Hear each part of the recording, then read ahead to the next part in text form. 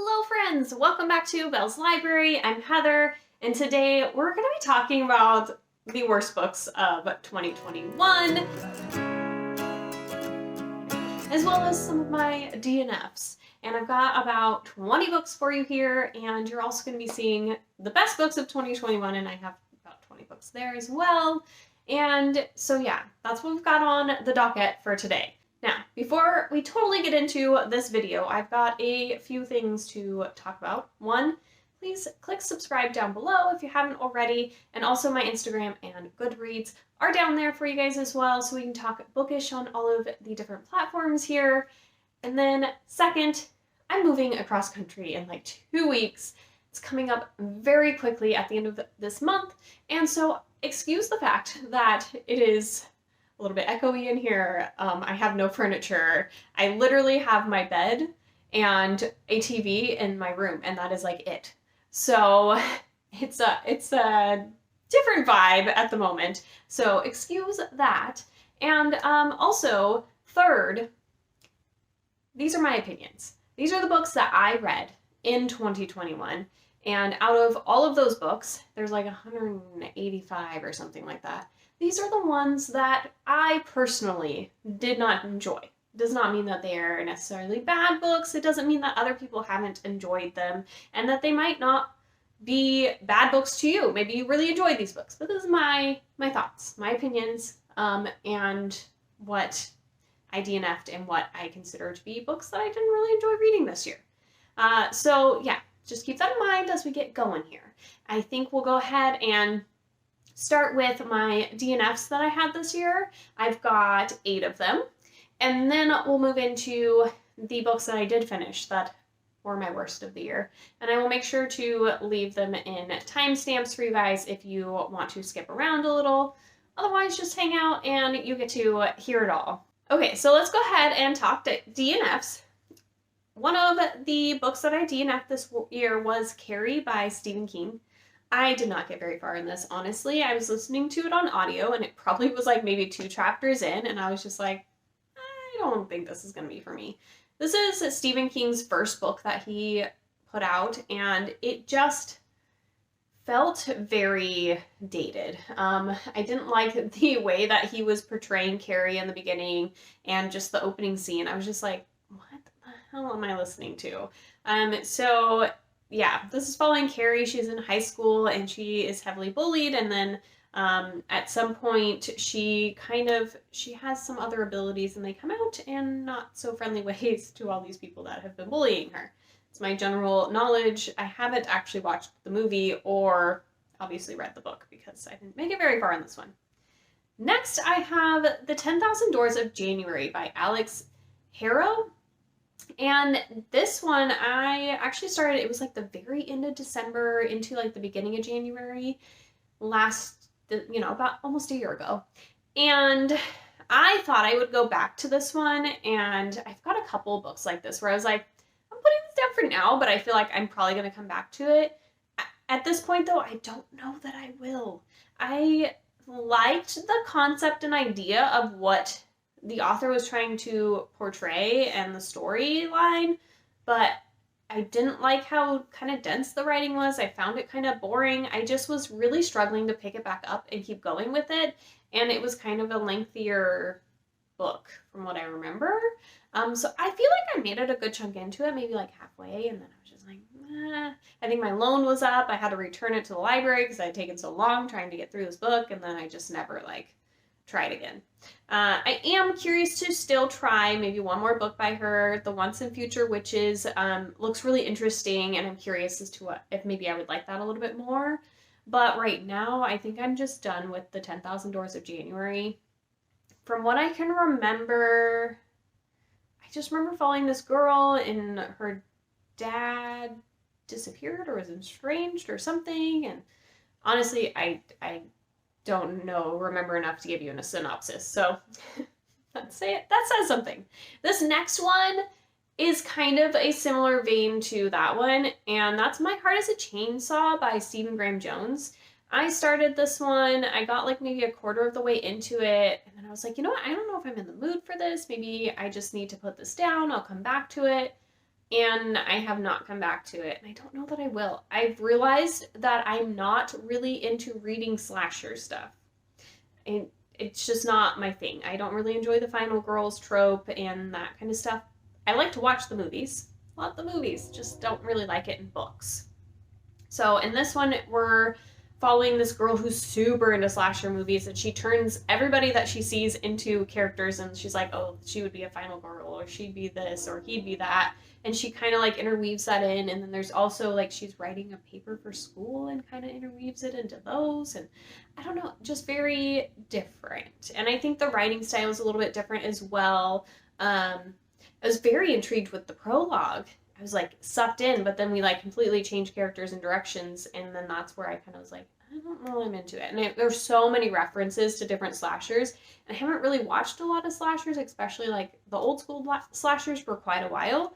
So I was really lost in some of the references as well. So maybe if I had watched those a little bit more and like could remember them, but I just couldn't. So it was just, it wasn't for me, and that's fine. I know a lot of people are enjoying this one.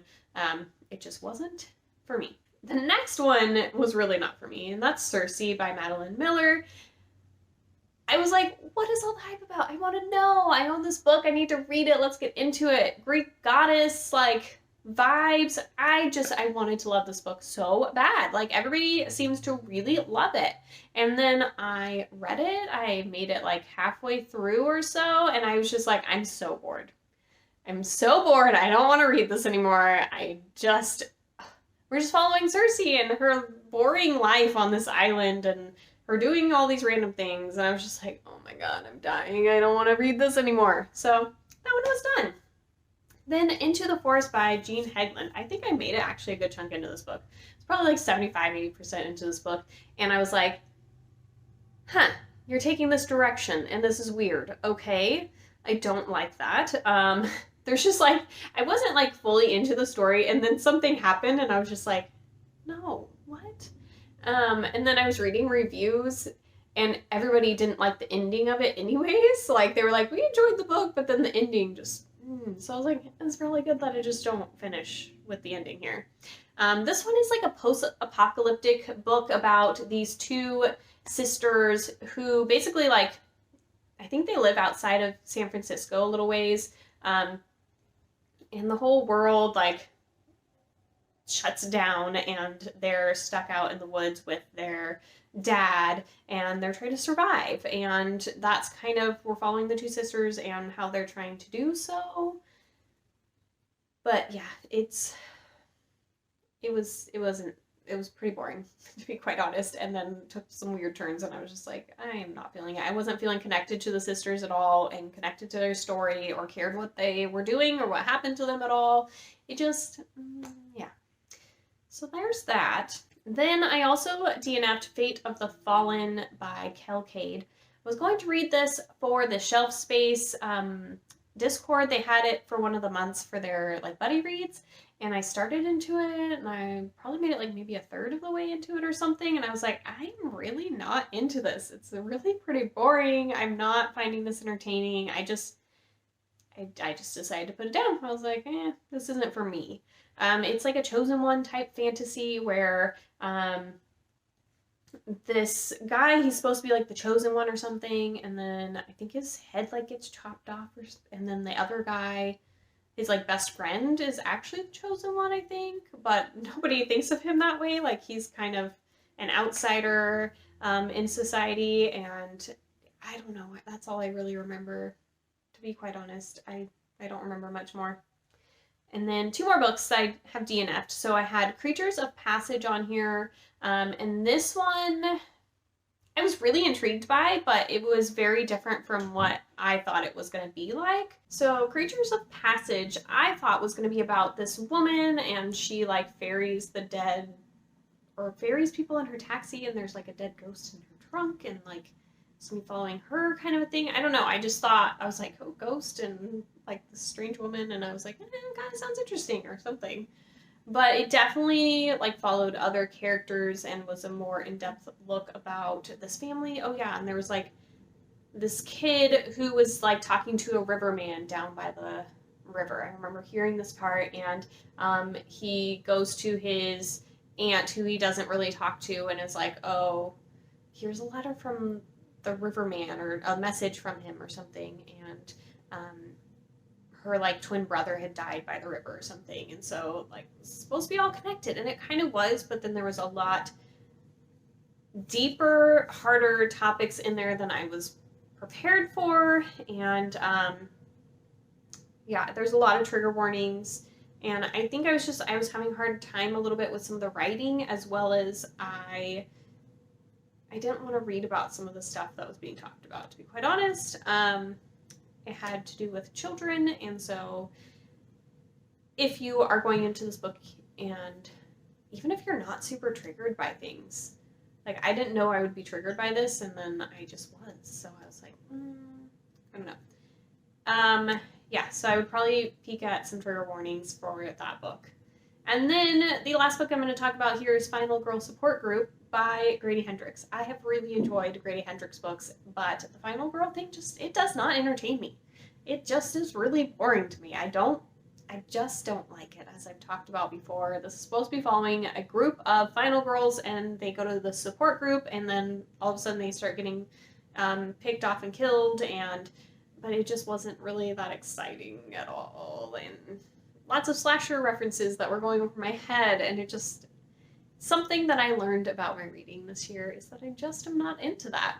I am pretty surprised. If you looked at the Goodreads winners that he won with this book, because I feel like a lot of people felt similarly to me. But, I mean, he's been pretty popular with his books lately, so could be part of it, because popularity definitely hangs in there on that one. So those are my DNFs, and let's go ahead and run through some of my worst books of the year. So we'll start with a couple of books that I think people could enjoy. They just weren't books that were for me. And one in particular that was a huge disappointment to me. I had hyped it up to here, and then it just fell flat. And that's Once Upon a Broken Heart by Stephanie Garber. I am so sad that I didn't love this book more. It wasn't a bad book. I was so disappointed about it that it's on this list. Like, I love her Caraval series. It is magical and whimsical and wonderful. I just wanted that from this book, and I never got that far. Like, the connection to the characters wasn't there. The atmosphere wasn't magical and built up at all. We didn't explore the world as much as I would have loved to. The relationships weren't there. I wasn't feeling the vibes. I was so disappointed. If you want to hear more of my thoughts, I did a vlog of this one, and I will post it up top there and down below. Reading some of my most anticipated books of the year, and that was in there. And then also The Strange and Beautiful Sorrows of Ava Lavender. I also did a vlog with this one. This was one of my oldest books on my Goodreads, like ones that I had put on my book Goodreads the longest ago, I guess you could say. And this one it was okay through a lot of it, and then the ending just like ruined the whole book. I was just like, I feel like this is such a depressing book that's making me feel like love is not a thing that should happen in our world, and it like just trashed on love at all. That's kind of how I felt like about the book. It wasn't giving me fun vibes. This is pitched as following this girl, Ava Lavender, who was born with wings, and we're following her life up until the summer solstice when she's like 16 or 18 or something. And her and this new boy in town kind of collide in a certain way. And that's kind of how it's told, but it does follow the family back a few generations. So you're actually kind of following the family a little bit more and then ending on her story. Yeah, so there's that one. Then we've got a couple of books here that I read recently that just were kind of blah. So we have The Hunting Party by Lucy Foley, and this one is set out in this like lodge, this group of friends. They like get together every New Year's Eve, and they go on some kind of vacation together or do something together to bring in the new year, and they're getting back together, and they used to go to college together, and now it's years later, and and they're going out into like the Scottish countryside, and they get snowed in at this place that they're staying, and one of them ends up dead, and it's kind of a mystery trying to follow these characters and figure out what happened, and just was not as well done as the guest list, I feel like. I didn't get connected to the characters. The twists kind of were just like, meh. There was a whole other plot line that ended up getting added in there that I just felt like wasn't necessary to the story at all and didn't really like work in there. I just was kind of bored by it. And then also the Sanatorium. This one's by Sarah Pierce, and also again another like snowed in at a hotel type of a thing. These guests are all out there for our main character. Her brother is getting married. They're having like their celebration party, engagement party type thing, and then one of the guests ends up, I think, dying, and another one goes missing, and things just seem to be getting a little out of control, and they're trying to calm everybody down, but they're all stuck out there. And our main character is also a detective in real life, but she is on leave at the moment and dealing with a lot of stuff, and it just, again, was a little bit boring and forgettable. I honestly don't remember a ton of what's going on in it, and there was like a direction that the story ends up going that was kind of different, and it could have worked, but it needed to be developed, I think, a little differently to have worked, or it just needed to not really be in there, because I just don't feel like we got enough of it to make it work. The next book on here is one that I'm pretty sure is pretty well loved by people. I think I just wasn't really the age audience for it, and that's Paper Towns by John Green. I just wasn't really into this one. I didn't like the way that it was set up, how it ended. I was a little bored throughout it. We're following this girl. Well, we're not really following the girl. So Margot, she like disappears and goes missing, and she leaves clues for her neighbor to find her, basically. So we're kind of on this scavenger hunt to find her, because like she just likes to leave and her home life isn't great, and so that's what she does. And she goes on these wild adventures, and usually she'll just come back and have this crazy story, and this time it just seems different. And so her neighbor, who they used to be friends and then they weren't, now he's like kind of got sucked into this. He's out looking for her and with some of his friends, and it just not for me. So the next book I have on here is Geek Love by Catherine Dunn, and this one I really kind of struggled with getting through. I really was intrigued by it. It's a circusy type book. I think I thought I enjoyed it a little bit more when I was reading it, but thinking back on it, I don't think that I did. It was very odd. We're following all this family, and basically like the parents have bred them to have some kind of weird oddity to them, and they like run this big circus show and like travel around the United States. And I thought it would be more about them and more wholesome, and it's not wholesome at all. I will say that. And they are odd and crazy in a lot of different ways. There's kind of a cultish aspect to it that I'm not very into that in books, so I was kind of like, yeah, so that's kind of where I was at with some of that. It just didn't quite work for me, and it's kind of an older book, so maybe it was just showing its age a little bit. And then we have House of Leaves by Mark Danielewski, and this one, that was another one I was like, did I like this at all? Did I not? I thought the format of it was really interesting, the way it was written. You had to kind of sometimes flip the book around, read it in different ways. You could read it like you're following kind of this story of things that are happening in this house, as well as you're following this other person as well in this book.